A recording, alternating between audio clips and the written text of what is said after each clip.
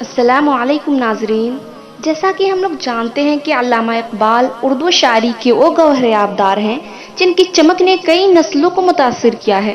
ان کی فکر، ان کے موضوعات اور ان کے فن کی کوئی حد نہیں۔ انہوں نے اردو شاعری کے رخ کو موڑ دیا اور زندگی کے حقائق کا ایک وسیلہ بنایا۔ علامہ اقبال کی شاعری نے اردو شاعری کا مزاج بدل دیا۔ اس میں بے چارگی، اداسی اور محرومی کا جو انداز تھا، اس کی جگہ ایک توانائی، امنگ اور ولولہ پیدا کیا۔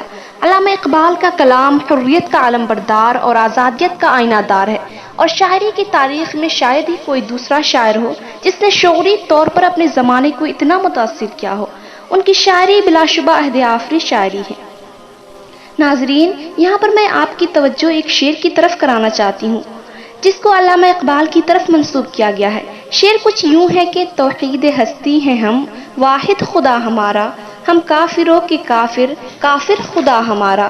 یہ شعر ڈاکٹر اقبال مرحوم کی طرف منسوب تو ہے اور ان کے نام سے مشہور بھی ہے، لیکن تحقیق کے مطابق یہ شعر ان کا نہیں ہے۔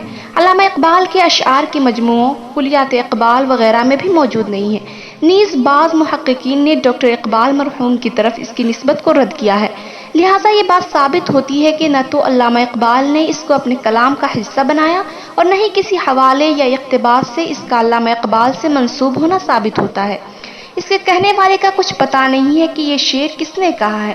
بظاہر کسی نے علامہ اقبال کے اس شعر چین و عرب ہمارا، ہندو سے تا ہمارا، مسلم ہے ہم وطن ہے سارا جہاں ہمارا کے ردیف پر یہ شعر کہہ کر اس کو علامہ اقبال کی طرف منسوب کر دیا ہے۔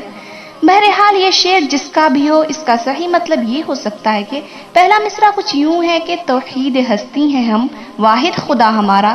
اس کا مطلب یہ ہو سکتا ہے کہ ہم یعنی مسلمان ایک قوم ہے جس کی بنیاد کلمہ پر ہے، اور اس رشتے نے رنگ و نسل کے امتیاز کو مٹا کر ہمیں ایک قوم بنا دیا ہے جس کا خدا ایک ہے۔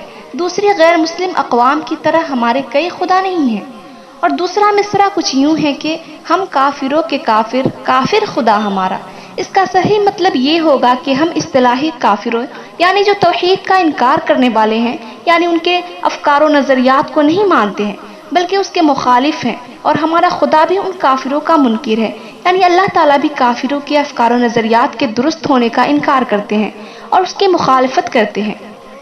البتہ اس شعر کے ظاہری الفاظ سے اس معنی کا سمجھ میں آنا عام آدمی کے لیے مشکل ہے اور اس سے غلط معنی کا وہم پیدا ہوتا ہے، اس لیے عوام کے سامنے اس شعر کو پڑھنے سے اجتناب کرنا چاہیے۔ ناظرین، ویڈیو اچھی لگی ہو تو لائک، شیئر اور سبسکرائب کرنا نہ بھولیں۔ ملتی ہوں اپنے نیکسٹ ویڈیو میں، تب تک کے لیے اللہ حافظ۔